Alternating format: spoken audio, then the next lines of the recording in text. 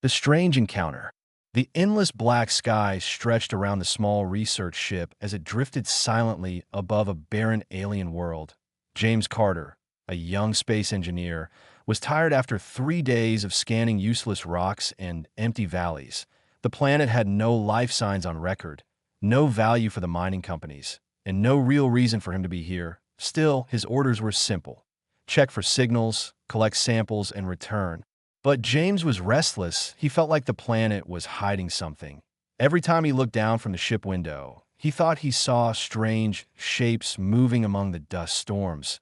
Maybe it was just the play of light, maybe just his imagination. Finally, James decided to land. The small shuttle touched down with a low hum.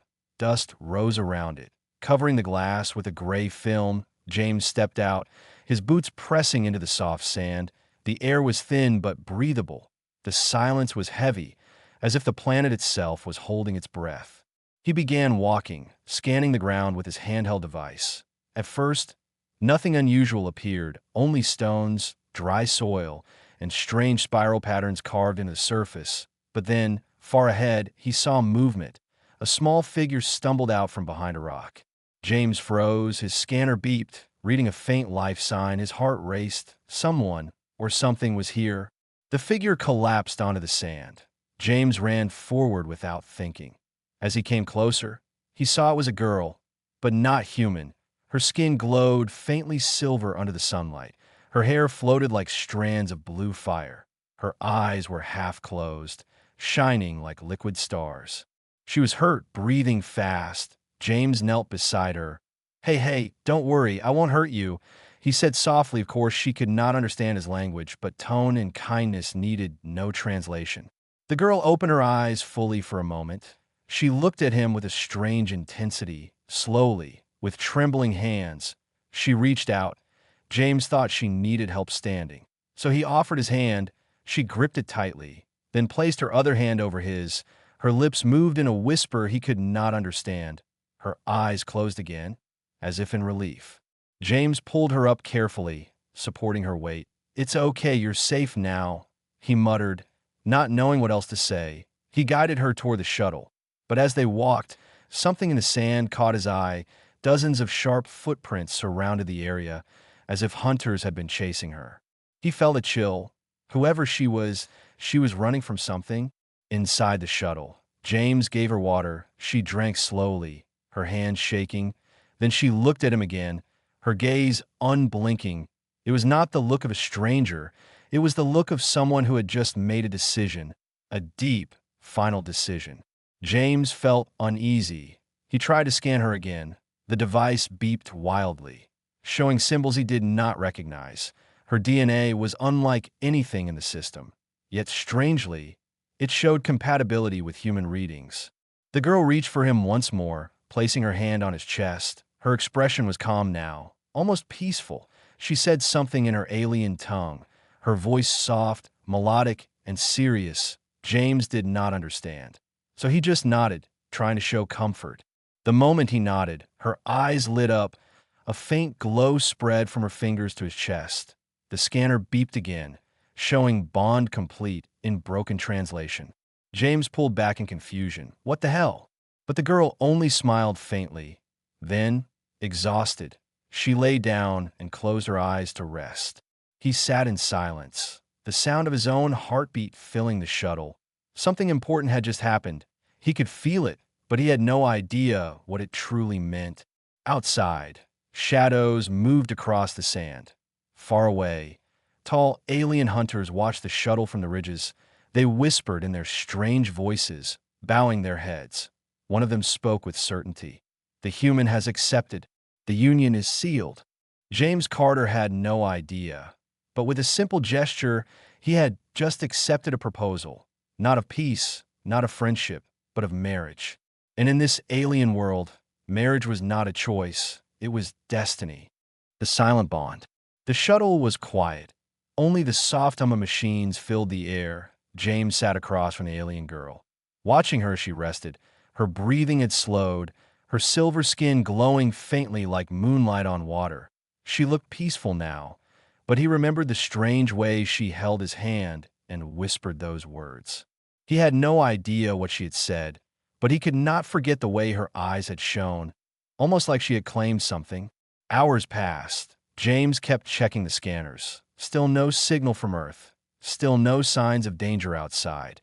Yet he could not shake the feeling that he was no longer alone.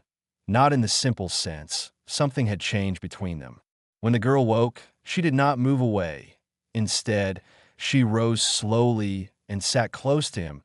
She copied his posture, folding her hands just like he did. When he drank from his water bottle, she mimicked the action, even tilting her head at the same angle. James chuckled nervously. "You're copying me?" he whispered. She tilted her head, as if listening. Her lips moved again, repeating a sound. It almost sounded like she was trying to repeat his name. "James," he said slowly, pointing to himself. "James." The girl blinked, then whispered softly, "Just." Her voice was gentle, uncertain but musical. James's eyes widened.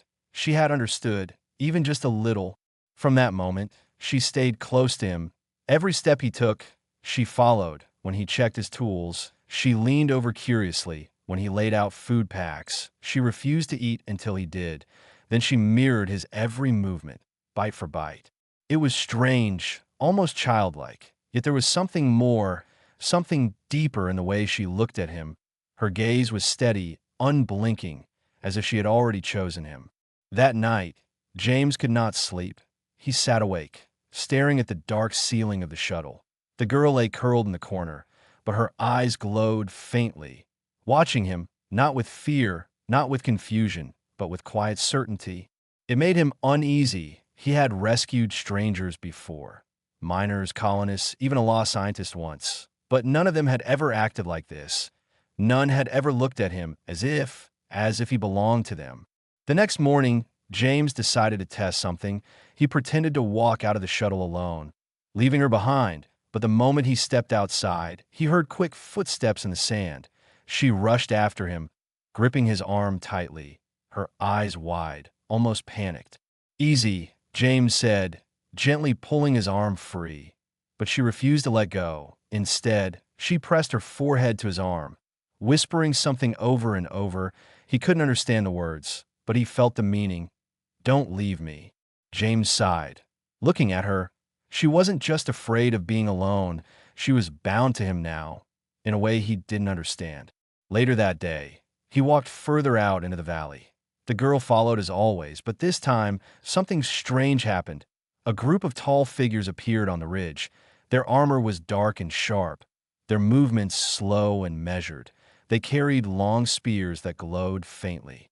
James froze. His scanner beeped rapidly. The hunters from yesterday, the ones chasing her. The girl gasped and clung to him. But instead of attacking, the hunters lowered their weapons and knelt. Their voices echoed across the valley in a strange chant. They spoke words James didn't know, but one word repeated again and again. He looked down at the girl. She was smiling softly, as if everything was finally in place. She looked up at him and whispered the same word the hunters were chanting. James didn't understand it, but it chilled him. Why would warriors kneel to him? Why chant at him? The girl took his hand again, squeezing it tightly. Her eyes were full of trust, full of possession. It was then James realized the truth. Whatever he had done yesterday, whatever promise he had unknowingly given, it was not just between him and her. It was known to her entire people. He stared at the hunters, their heads still bowed. And for the first time, he wondered if his small act of kindness had trapped him in something much larger, something far beyond his control. The alien girl leaned closer and whispered one word again, her voice trembling but proud. "Bond." James's heart pounded. He had not just saved a stranger. He had accepted her, and now she would never let him go. The warning signs. The desert valley was quiet after the hunters left, but James felt no relief. The way they had bowed to him, the way they had chanted that strange word, it kept echoing in his mind. He sat outside the shuttle that night, staring at the stars. The alien girl sat close beside him, too close, like she refused to give him space. Whenever he shifted, she shifted with him. Her silver skin glowed faintly in the starlight. and her glowing eyes never looked away from his face. James tried to convince himself. Maybe this is just their way of saying thank you, but deep down he knew it wasn't so simple. The next morning, he and the girl walked further into the valley. She led him this time, pulling his hand like a child leading a parent. James was hesitant, but the way she moved told him she wanted to show him something important. They reached a hidden cave carved into the cliff. Inside, torches burned with blue fire, casting dancing shadows on the walls. Strange symbols covered the stone. Spirals, stars, and figures holding hands. James ran his fingers across the carvings. They looked ancient. In the center of the cave, an elder waited, a tall, thin alien with skin marked by glowing lines of age. His eyes were deep and sharp. He studied James for a long time before speaking in a broken voice that almost sounded like human language. "You've accepted hand," the elder said slowly. His voice echoed like stone cracking. "You are chosen." James's throat went dry. "Wait, what do you mean accepted? What are you talking about?" The elder pointed at the girl beside him. She stood tall now, proud, her gaze locked on James with a strange mix of affection and possession. "You touched hand," the elder continued. "She gave, vow you gave, vow back." James shook his head. No, I didn't. I was only trying to help her." But the elder's face was serious. His glowing eyes narrowed. "No mistake. Bond sealed. You are husband now." The words hit James like a blow. He stumbled back, staring at the girl. She looked at him with calm certainty, as if she already knew what the elder was saying. James laughed nervously. "No, that's insane. That can't be right." But his laughter died quickly. The elder did not smile. Then, more figures entered the cave. Warriors, hunters, and even children. All eyes turned toward James. Some bowed. Others whispered to each other. Their expressions were not anger, but respect. Respect for him. James felt trapped. He hadn't asked for this. He hadn't agreed to marry anyone. But everywhere he looked, the truth was the same. They all believed it. The elder stepped closer, lowering his voice. "If bond broken," he said, pausing, "blood must pay." James froze, his chest tightened. "Blood? You mean death?" The elder nodded once. Slowly, his meaning was clear. James swallowed hard. He realized the danger now. It wasn't just about misunderstanding. This was about survival. If he rejected the girl, he would insult her entire people, and insulting them would mean death. The girl suddenly touched his arm, pulling his thoughts back. She smiled softly, her glowing eyes full of trust. She whispered again the word she had said before, "Bond."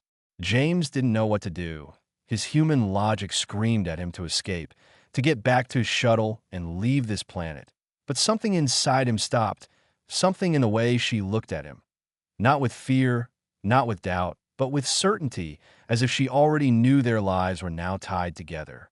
That night, back in the shuttle, James could not rest. The girl slept beside the door, her hand resting lightly on the floor near his. Even in sleep, she reached for him, as if afraid he would vanish if she let go. James sat in silence, staring at the dark. His mind raced. This isn't just kindness anymore, he thought. This is something deeper, something I can't undo. He remembered the elder's words. Blood must pay. His heart pounded at the thought. James Carter had traveled to many planets, repaired broken machines, and faced the dangers of space, but nothing had prepared him for this. He wasn't just an engineer anymore. He wasn't just a traveler. He was now part of something ancient, something sacred, something he didn't understand. And the worst part, there was no way back. The hidden truth. James sat inside the shuttle, his head buried in his hands. The elder's words kept echoing in his mind. Bond sealed. Husband now. Blood must pay. He wanted to believe it was just superstition, a misunderstanding, but the way everyone had bowed to him, the way the girl smiled with such certainty, none of it felt like a joke. The alien girl stirred, her glowing eyes opening. She looked at James with quiet devotion. Then, slowly, she crawled closer and touched his hand again. Her voice was soft, broken, but clear enough. "Husband," she whispered. James froze, his breath caught. She had spoken in his language. Not perfect, but clear. He pulled his hand away, shaking his head. No, you don't understand. I didn't mean that. I didn't marry you. The girl tilted her head, confused. Her glowing hair shimmered faintly as she whispered again, more firmly, husband.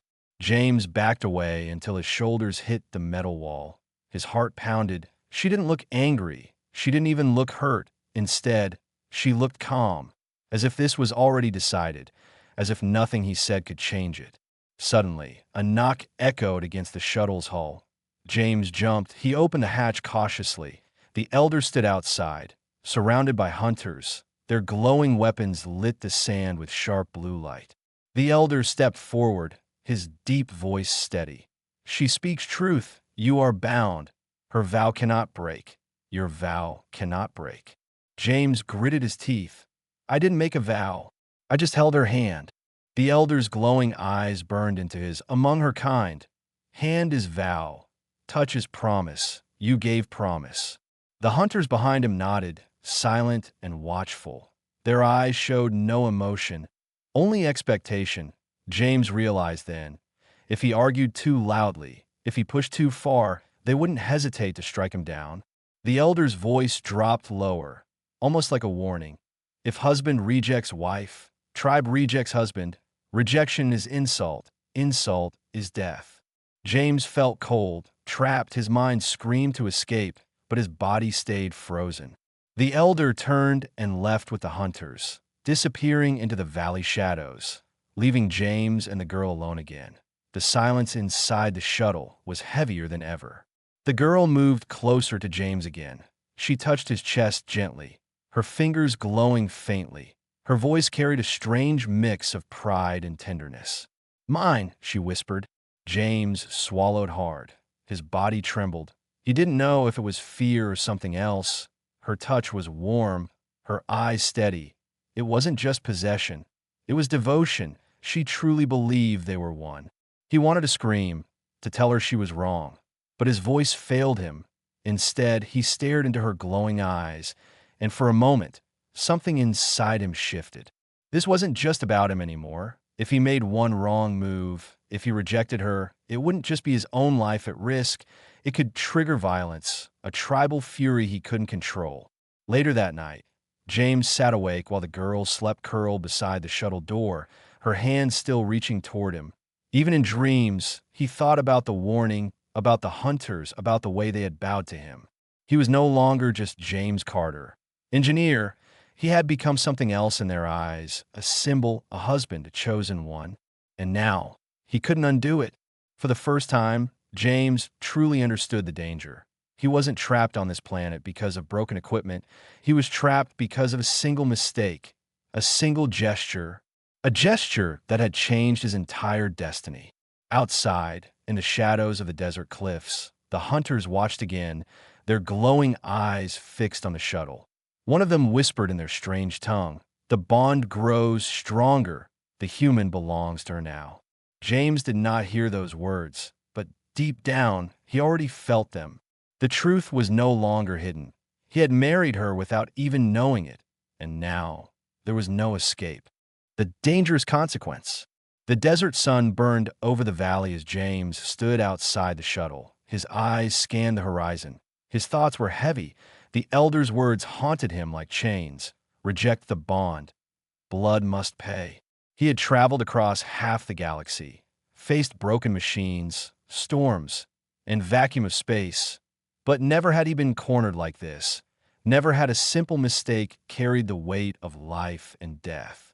The alien girl walked beside him, quiet but close, always close. Her glowing hand brushed against his arm as they moved. She looked at him not with fear, but with a strange kind of pride. She whispered softly, "Husband." The word cut through him every time. That afternoon, James followed her into the village hidden inside the cliffs. The people gathered instantly, their glowing eyes fixed on him. Children bowed. Hunters lowered their weapons. Even the women sang a low tune. The sound vibrated through the stone walls like a ritual. James's chest tightened. He was no guest here. He was the center, the symbol. An elder woman approached, carrying a bowl carved from crystal. Inside was thick, glowing liquid. She offered it to him with trembling hands. James shook his head. "No, I can't." But the girl touched his hand, guiding it to the bowl. The crowd cheered when he drank. The liquid burned like fire in his throat. His skin tingled with warmth. He coughed. But the people raised their hands in joy. Their voices boomed. Bond sealed. Bond strong. James staggered back, the taste still sharp in his mouth. He didn't need translation to understand. Every step he took, every action was binding him deeper. Later, as the celebration echoed, James slipped away from the crowd. His chest heaved as he leaned against the cold stone. He whispered to himself, "I can't do this. I can't live like this." But before he could calm his racing thoughts, a shadow moved behind him. It was the elder, his glowing eyes sharp. "You doubt," the elder said slowly, his voice like stone cracking. James clenched his fists. "I didn't agree to this. I didn't come here to marry anyone." The elder stepped closer, his voice dropped into a whisper. "Choice is not yours now. You gave hand, you gave vow. To break vow is to break honor. To break honor is to call blood." James swallowed hard. His body went cold. The elder's meaning was clear. If he rejected her now, the people would kill him. There was no escape. The elder's gaze softened for a moment. "Better to accept, better to live. She will protect you. She is yours. You are hers." Then the elder left, vanishing into the shadows. James pressed his back against the wall. His thoughts screamed. He had been trapped by a gesture, a simple mistake. But now it was no mistake. It was law. It was survival. Back at the shuttle, the alien girl waited for him. She smiled when he entered. Her glowing hair shimmered as she touched his arm gently, her voice soft and warm. "Mine," she whispered again. Then she added another word, "safe." James stared at her. His heart pounded. Could she understand what he was feeling? Could she feel his fear? Or did she only see him as hers now? That night, as the firelight of the village glowed outside, James sat in silence. His mind raced with impossible choices. Leave and risk death. Stay and accept a marriage he never meant to enter. But when he looked at her, asleep beside the shuttle wall, her hand stretched toward him even in dreams, he felt something shift inside. She wasn't a monster. She wasn't a captor. She was loyal. She was bound to him as much as he was bound to her. The danger was real, but so was her devotion. James Carter was trapped between two truths. If he rejected her, he would die. If he accepted her, he would lose the life he once knew. Either way, his old world was gone. And as the night deepened, he realized the most dangerous consequence of all. He was beginning to care for her. The great test. The next morning, the valley was alive with sound. Drums pounded like thunder through the cliffs. Blue fire torches lit the paths, and the entire tribe gathered in a great circle. James stood in the center, his chest tight. The elder raised his staff high, his deep voice carried across the stone walls. Human husband must prove strength, must prove bond. Without test, no honor. Without honor, no life. James's stomach turned. He had seen this coming. In every culture, trials meant survival. But the way the crowd watched him, expectant, hungry, made him realize this was no simple challenge. This was life or death. The alien girl stepped forward. She placed her hand on his chest. Her glowing eyes locked on his. She whispered one word, "Trust." Then she stepped back, joining the crowd. James's palms were slick with sweat. He had no weapons, only his suit and the tools strapped to his belt. He felt like a worker thrown into an arena, but running wasn't an option. The hunters blocked every exit.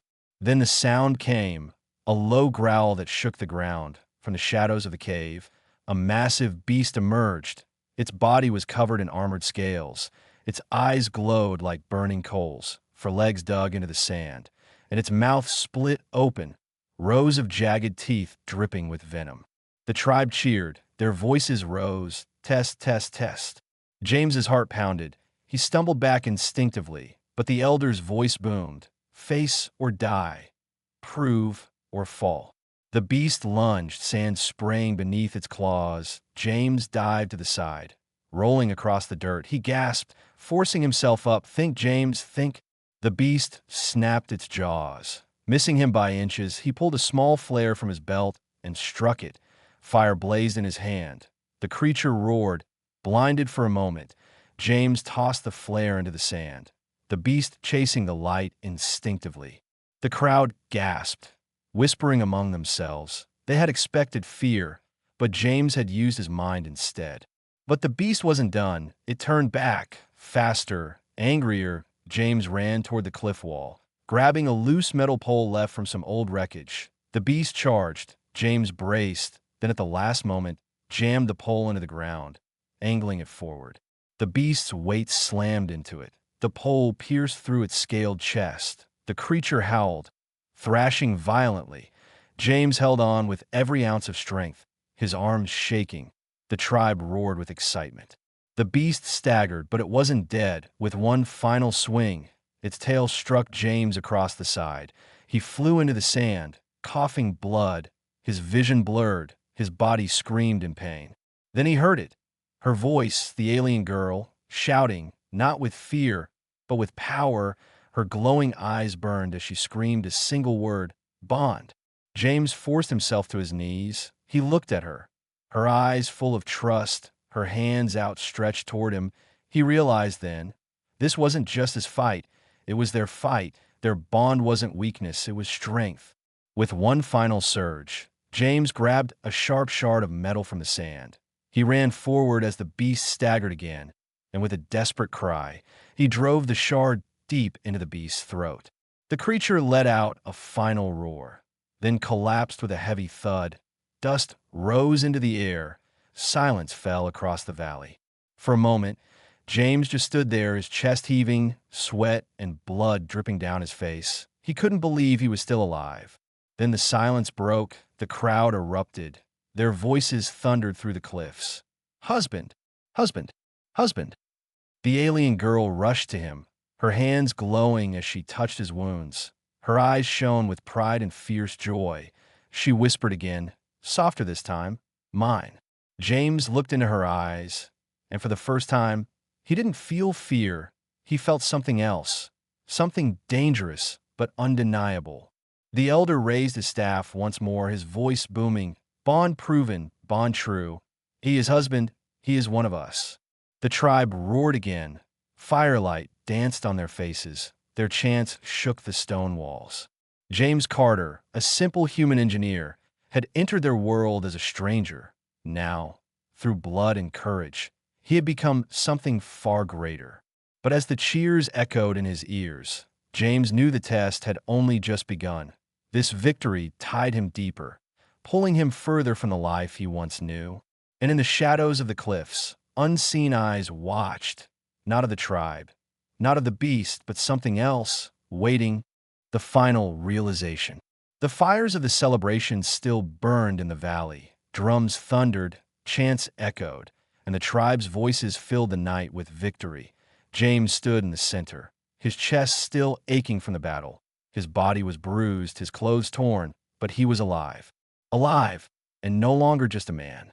The elder raised his staff, his voice shaking the air. "The bond is proven. The husband is true. He belongs to us, and we belong to him." The tribe roared, their glowing eyes fixed on James. Some bowed. Others reached out hands in respect. Children chanted his name in broken echoes. "James." James felt his throat tighten. He wasn't a guest anymore.